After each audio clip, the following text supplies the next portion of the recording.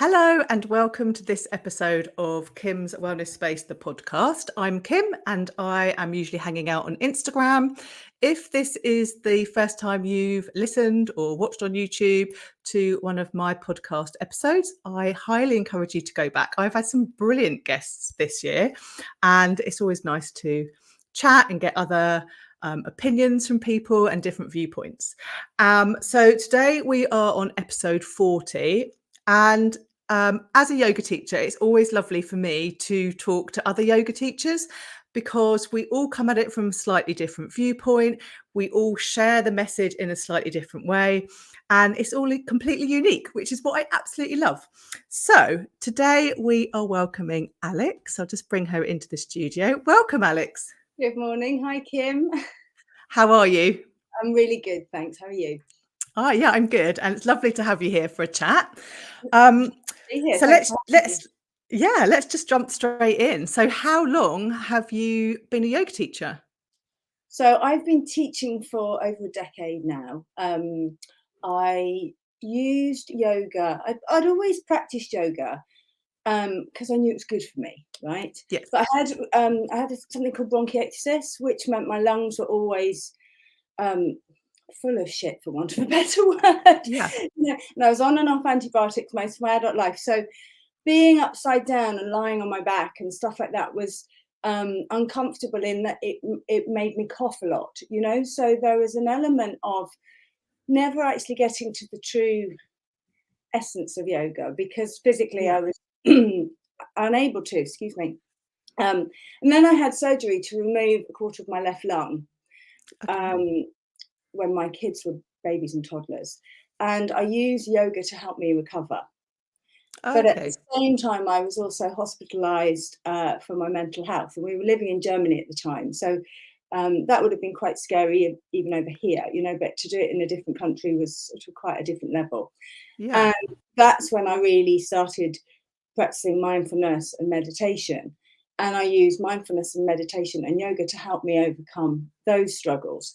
So that sort of inspired me then to teach. I was able to teach because my lungs were sorted and I could be upside down and hold a conversation instead of coughing my guts up, which was really pleasant. And, that operation changed my life. It just Yeah. changed my life. And it's something I had dreamt of since I'd been diagnosed at uni. Um, Yes. and it is funny, I was saying to the kids, it's funny how things manifest eventually. It might take Yes. 20 years, but eventually I got the operation and it changed my life. So then I did my teacher training and we were living in Germany. And so I had a little tiny studio. I kicked my son out of his bedroom and he had to move in with his sister. And I had a little tiny boutique studio for 4 or 5 people at a time. And that's how I started. And then we moved to Bangkok and I was lucky enough to be able to teach by the pool, which was just Oh, heaven. fabulous. Yeah. I love teaching yoga outside. And then, unfortunately, my marriage came to an end and it was time to come back to the UK. So we came back to the UK and I've been teaching yoga and mindfulness for the last 6 years here in the UK. Yeah. And then for the last 3 years or so, I've been really focusing on menopause and supporting women through the menopause. Because I then, as I was coming out of the end of lockdown and everything was really, really chaotic and really, really difficult. And I realized it was menopause. Yeah. I started using my practices to help me navigate that transition. And it just inspired me I didn't want anybody else to go through what I've been through. If there's anything that I could share that might help, then that's what I wanted to do. So that's sort of where I started and where I've got to. Yeah.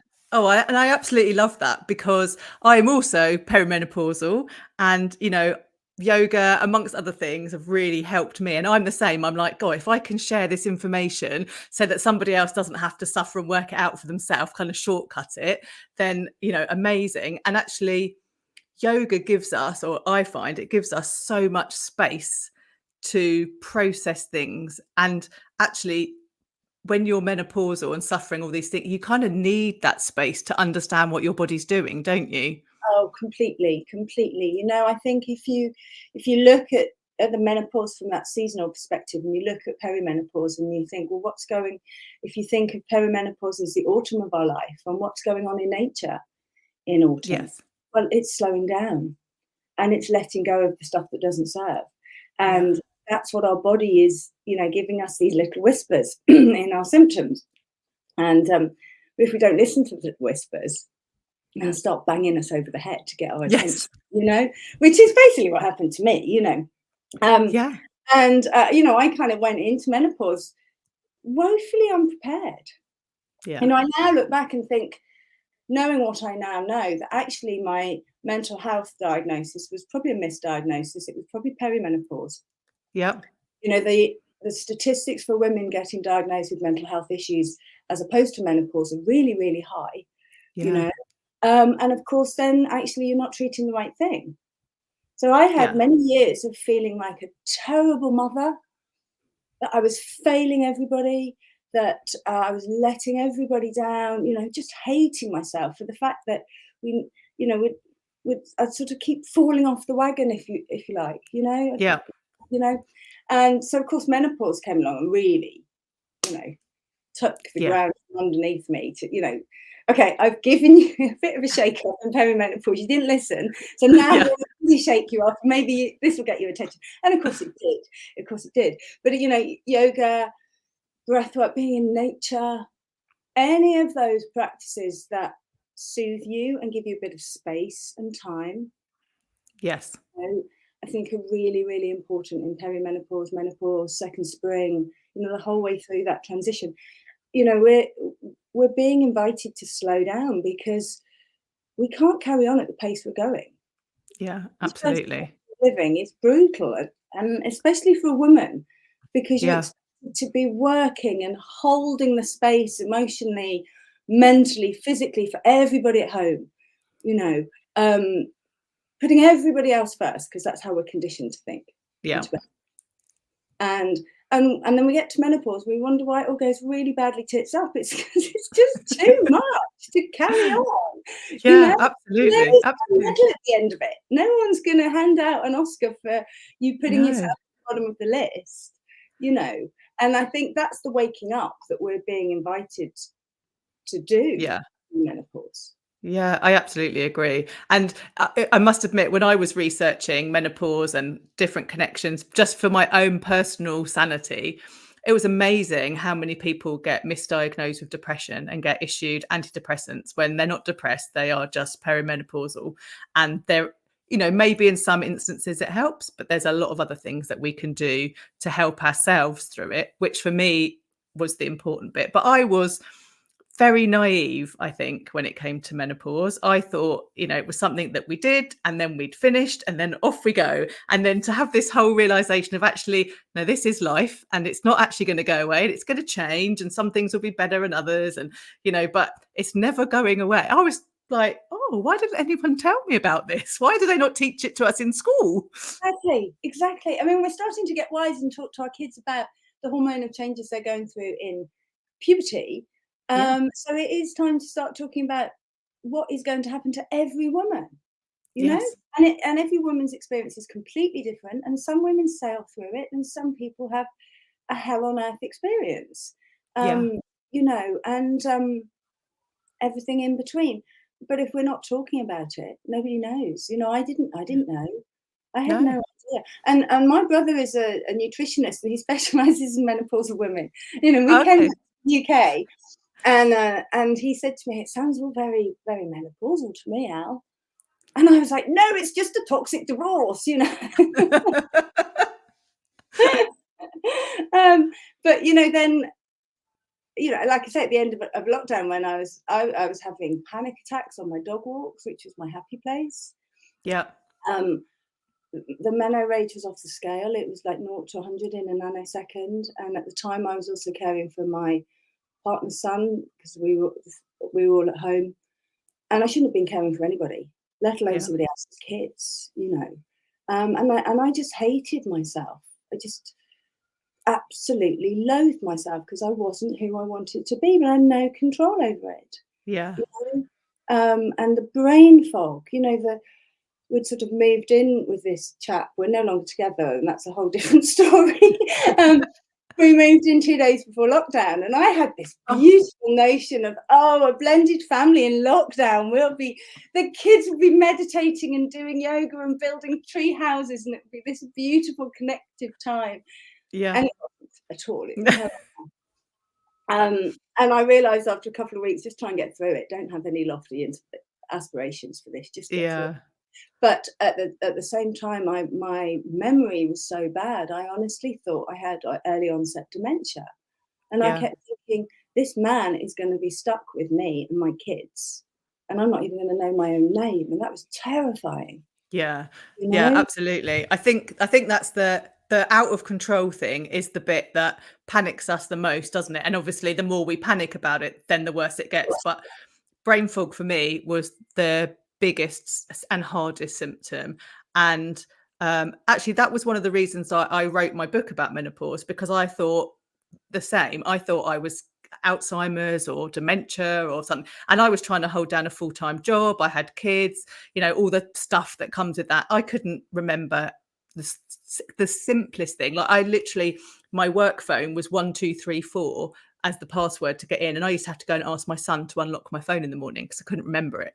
And it used to terrify me because I'd be like, how am I going to do presentations to people and, manage people when I can't even remember a simple 4-digit code? It's, but I was lucky in as far as I like learning, I like studying, and I wanted to find out what I could do to make this better. I wasn't going to just accept it and be like, okay, this is me now. But yeah, the out of control, it's scary. And yoga and definitely meditation have really helped me with that. Yeah, definitely. Yeah, definitely. I mean, I realised the situation we were in, that I was not going to get well. When I knew it was menopause, Yeah. and I'll be honest, I went on HRT because I contemplated a more holistic approach. Being a mindfulness and a yoga teacher, I wanted a more natural approach, but I felt so utterly broken that I Yeah. just thought, well, I can't see what a few flower petals and some herbs are going to do, Yeah. So I started with HRT, and HRT was just like antidepressants. It took the very tip of that iceberg off, Yeah. give me the tiniest amount of space for me to apply my practices. Yeah. Yeah. And that's what worked for me. And then at the beginning of this year, I had a download in a meditation to ditch it. So I ditched it, and I do a much more herbal approach now, and it works for me really well. But at the time, Yeah. I think I changed my HRT every 4 to 6 months. Probably Yeah. was on 5 different combinations, and it was never that miracle cure that it is for some people. Yeah. And it's the same with the antidepressants. They just gave me a bit of space. They got changed over the years. It never was that light bulb moment. It was down to my practices. So we moved in here at August bank holiday after lockdown. And I didn't know what I was going to do, but I just knew something had to change. Yeah. And so for me, it was getting up early before the kids got up. I'm a single mum, so I have, all of that. I have all the responsibility for everything, Yeah. So Absolutely. the only time was to get up at 6:30 in the morning and have an hour before anybody else surfaced Yes. and do my practice then, and that's what I did, But I think the important thing is you start. For me, it was, and I think this is what I share with my clients: is try and catch your symptoms when they're a whisper, Yes. because it's our body talking to us and saying something's not right. And Yeah. if you catch them with when they're whispering to you so for me, grounding was really, really important so I would be out on a dog walk and I'd feel that anxiety rising. And I think, well, you're in your happy place. Yes, there's a Yeah. lot of stuff going on outside in my life, but there is actually at this actual moment right now, is there any reason to be anxious or panicking? No. Yeah. I would ground and really connect to the earth and ground. And it wouldn't take long, Kim, really wouldn't take long. And Yeah. then I would challenge my thoughts, because this is what we're taught in mindfulness, that our thoughts are just thoughts. They're not Yes. real. They're not fact. You don't necessarily have to believe them, Yeah. And so I challenge them and I'd say to myself, it's just menopause. It's just a panic attack. It's not real. It's Yeah. not real. You know, those words really worked for me. They might not resonate for somebody else. And seriously, did it less than a handful of times. I've never had a panic attack since. You just Yeah. catch those symptoms. Brain fog was harder, much harder, but that was about being kind, also about normalizing it. Let's just talk Yes. about it. You know what? I've forgotten what I was going to say. Yeah. You know, and if we normalize it, it's not such a big deal. You know, No. everybody starts to understand. But I also read that I think it's Dr. Christine Northrup has discovered that the neurotransmitters on the right side of our brain are firing up during the menopause. The right Right. side of our brain is for the left side of our body, our feminine side, our intuitive side, our creative side. It's awakening. It's an awakening. Yeah. Things are waking up in our brain. And so for me, I forget something, and that's because something much more important is going on up there. Yeah. Yeah, that's lovely. And actually that's a really nice way of thinking of it as well, because it Really nice way completely removes the pressure, doesn't it?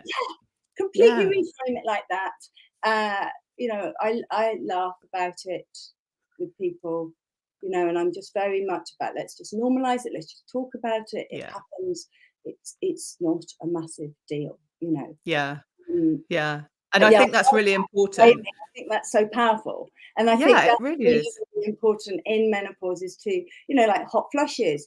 In Kundalini yoga, we know that an energetic surge is cleansing and detoxifying and purifying. So a Yeah. hot flush becomes this wave of detoxification as opposed Yeah. to a wave of shame and embarrassment.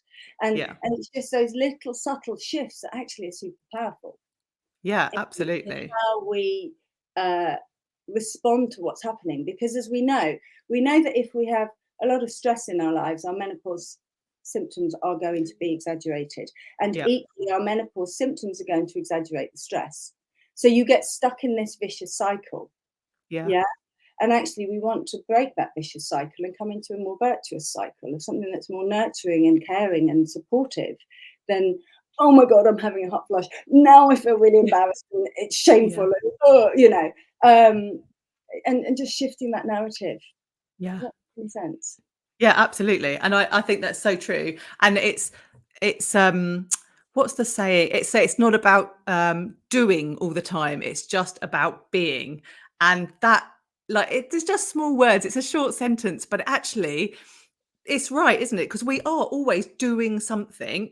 I remember the first time that when I started doing meditation, and one of the things we had to do was just to make a cup of tea, go and sit outside, but actually do nothing. Just drink the tea. You didn't have to do anything. You could think about whatever you wanted, and I was like, oh, that's easy. I'm really good at that. I can do that.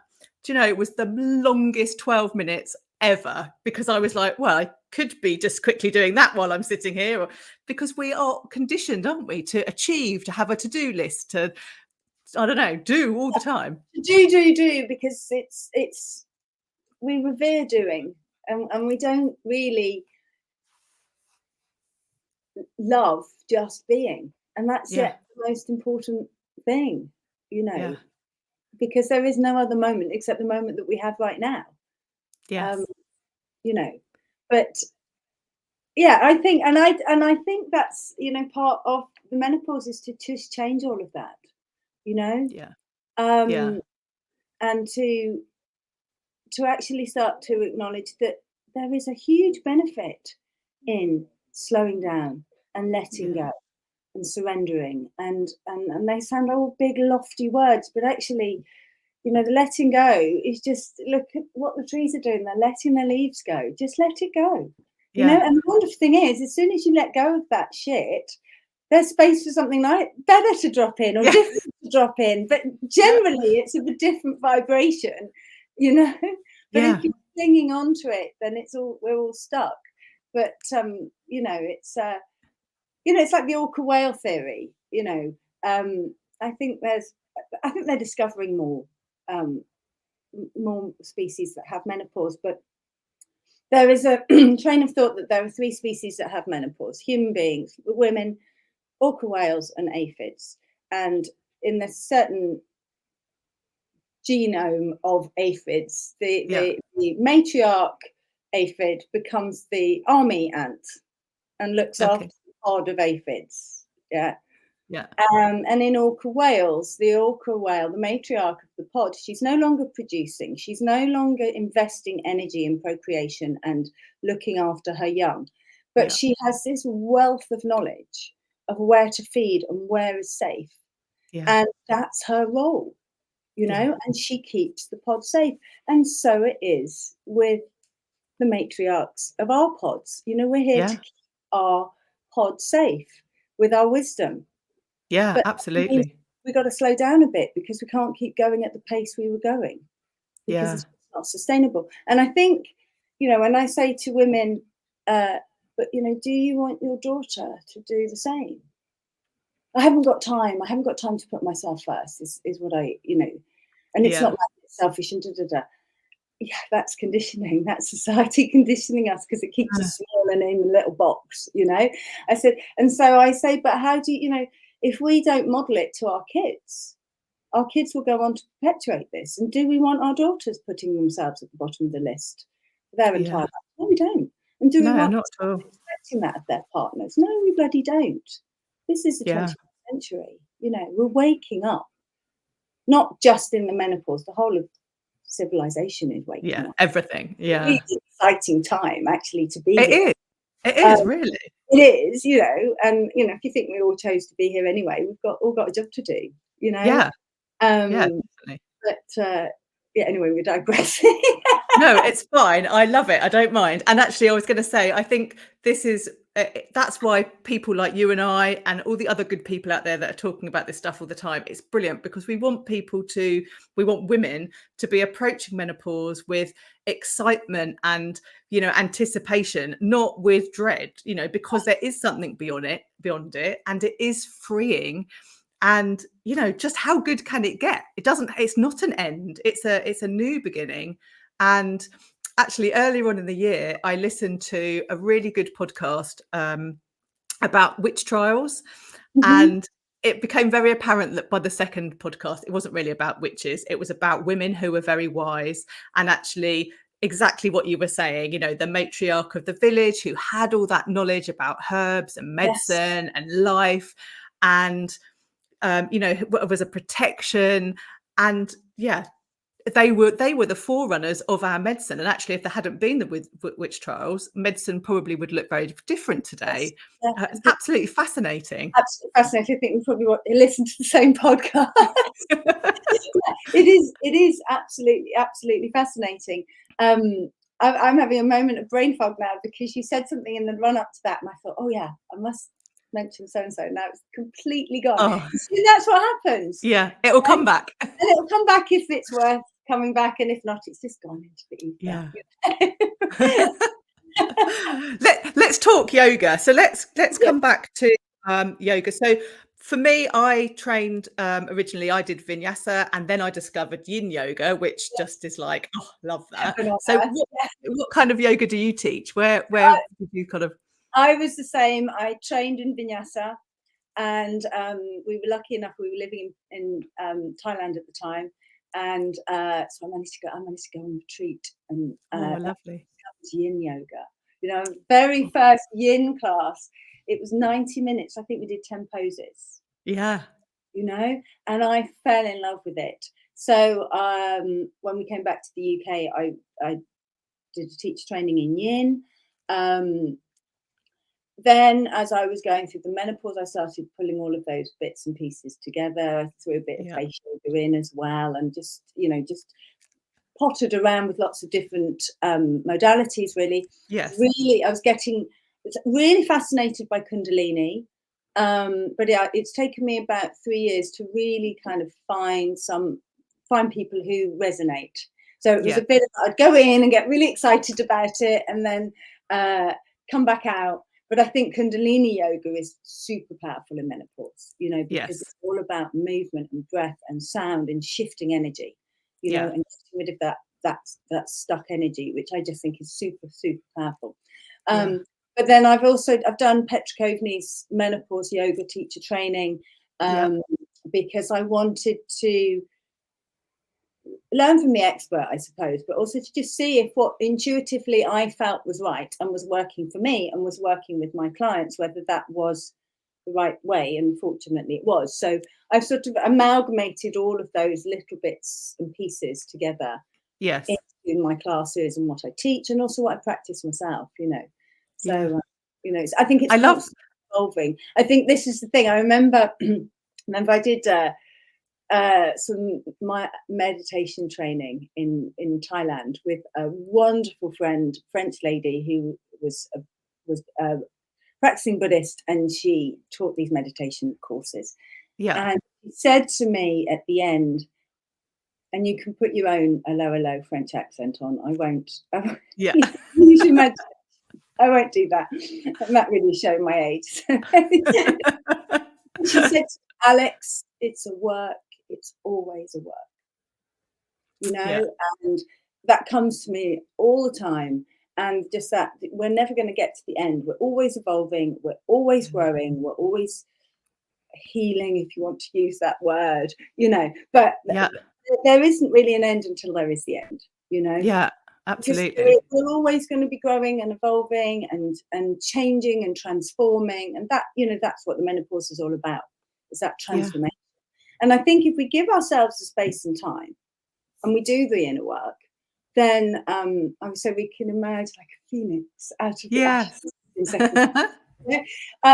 But actually, second spring is a bit more like the chicken knocking on the egg. Yeah. Ship, I'm all ready to pop out of my ship, Yeah. have a little look what we're not today, come back in, and then, okay, I'll have another go. Yeah. But then I think there is this, women are waking up and we're going, hang on a minute, not so very bloody much anymore, Yeah. and there's that beautiful Donna Ashworth poem, one day an army of furious women will lead the world and I want to be there at the front. That might not be the exact wording, but that is, Yeah. the essence of it. Absolutely. And I think that Absolutely. is that energy of second spring, second summer that women bring, that actually we, unfortunately in the West, we don't really look up to the second half of our life as being No. inspiring. We really revere youth and exuberance and all, but actually Yeah. there's all this wisdom and these amazing women all over the world doing incredible things, you Yeah. know. And I think it is a really exciting time. Yeah. And that's I think we need, as you say, changing the narrative from oh my God, it's all doom and gloom and all these awful things Yeah. are going to happen, to something, more much more Yeah. Yeah. uh, Absolutely. much more expansive and from a more loving space. But Yeah. yeah, maybe we've had a very similar path, I think, then, haven't we? We have. Yeah. Yeah, And yeah, I love that. I think that's the thing with yoga. Like I was going to say, there's a couple of things that were going through my head while you were chatting, but I kind of look at it on as, I am always going to be the student. There's always something that I can learn. Even yes, when I'm teaching somebody, I'm learning from them while they're learning from me. Like it just absolutely. keeps going on. But yoga is so expansive that there literally is a different type of yoga for whatever you want to be doing, whether you want to be like having a workout or whether you want quiet or stretching, or there literally is a different yoga for everything. And moving that energy around our bodies, yeah, there's always something, isn't there? Whenever you hit the mat, it's like, what can I do today? It's brilliant. And I think the beauty of it too is that the stuff you can use off the mat. So you don't always, have to go and practice for 20 minutes or half an hour or an hour. Yeah. Actually, you can, like I said, using those grounding techniques when I was feeling really anxious and overwhelmed, coming Yeah. back to your breath.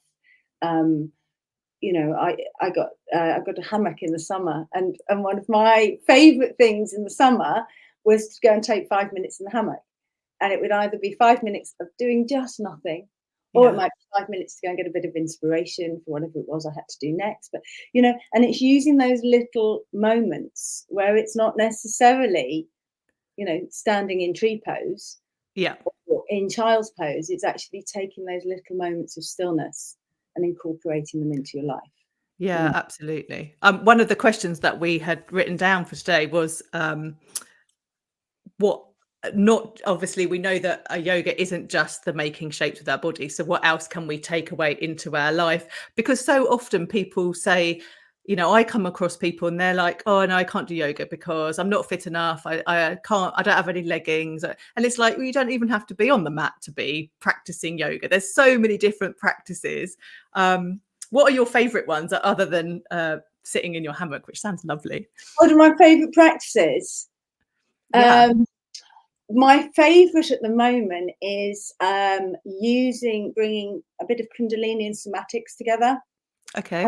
turning on a really silly dance track and moving my body.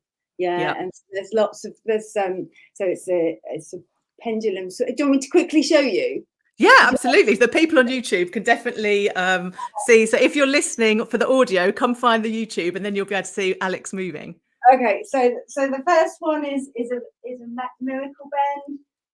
So, and you just move at your own pace. You can go really fast if you want energizing, or a bit slower for calming, and you just move, opening up the energy along your spine, and you do this for a minute or so with where I put really powerful music on, and then Yes. pendulum drops.